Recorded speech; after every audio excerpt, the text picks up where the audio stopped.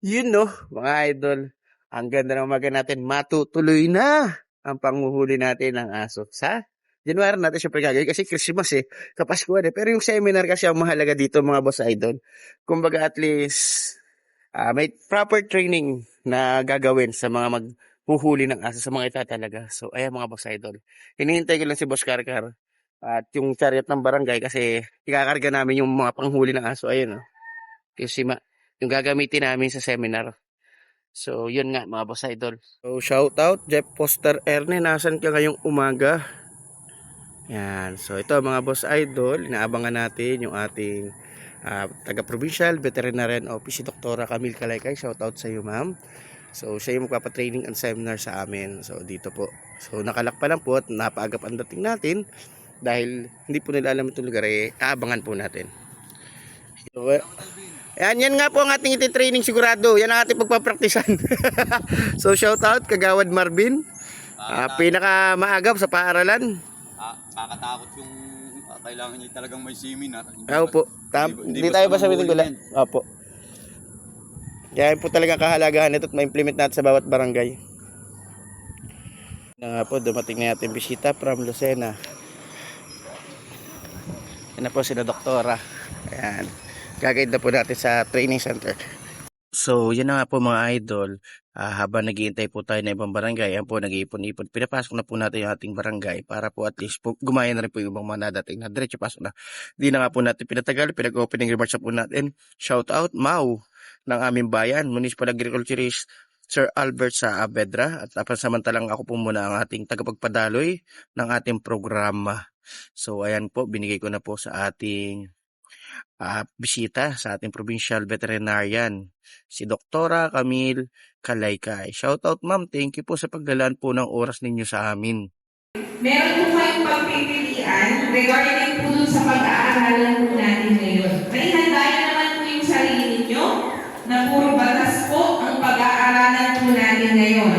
So mahalaga po ito kasi ito po yung magiging sandata. Sa position of resignation, may ilagay na lang po kung ano pong inyong trabaho sa inyong barangay. At the same time kung saan barangay. So, yun na nga po kung narinig ninyo.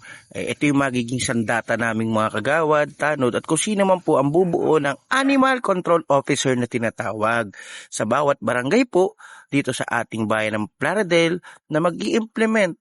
Sigurado mula next year ay maumpisa na ito ng bawat barangay na manghuli ng mga alpas na aso o stray dogs. So shout out po Cons Romel Caparos sa walang sawang pagsuporta sa aming adhikain. Salamat po sa pagbibigay ng iyong presensya. Shout out din po sa ating mayor at sa ating mga inimbitahang konsyal. May mga gawa lang po silang mahalaga rin po kaya po hindi nakarating. Siyempre shout out po Kap Ichi Aldrich Alba. Salamat talaga po at talagang nakasuporta po kayo nung sinusulong ko itong batas na to. Ikaw yung lagi nakagabay sa akin, samahan mo ako sa session ng mga sangguniang bayan. At sa iba pa, talagang salamat po sa inyong sa Team ST, salamat po sa bumubuo ng Saavedra Tumagay. At itong aking pangarap noon na adhikain ko ay mangyayari na po, na hindi po ito naging salita ko lamang, kundi talagang ginagawa na po natin ang aksyon. Ngayon po ang mahuhuli natin. Yes po. Pusa po. Wala pa kasi nagtatanong kung nakakapanghuli ng pusa. Ang hirap pong hulihin ng pusa gamit ito.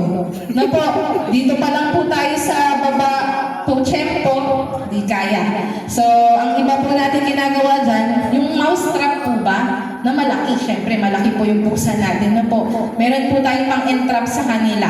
Na po, so may pagkain doon, tapos saka po siya bababa. Pero normally po, hindi po talaga kayang hulihin ang pusa.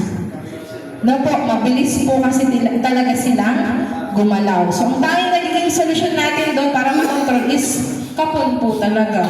Para hindi dumami masyado at hindi po gumala. Yun po kasi yung nagiging benepisyo ni kapon. Lagi po nasa baba po na po. Wala pang huliin. Pero pag may target na kayo, bababa na po.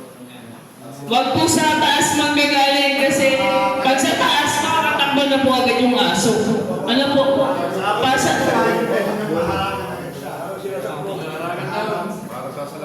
Maganda rin po, nakasalikon sa inyo, lagi kayo sa blind spot, pupunta.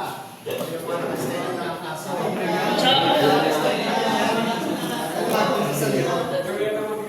Yan. Kailan po tamang panghuli?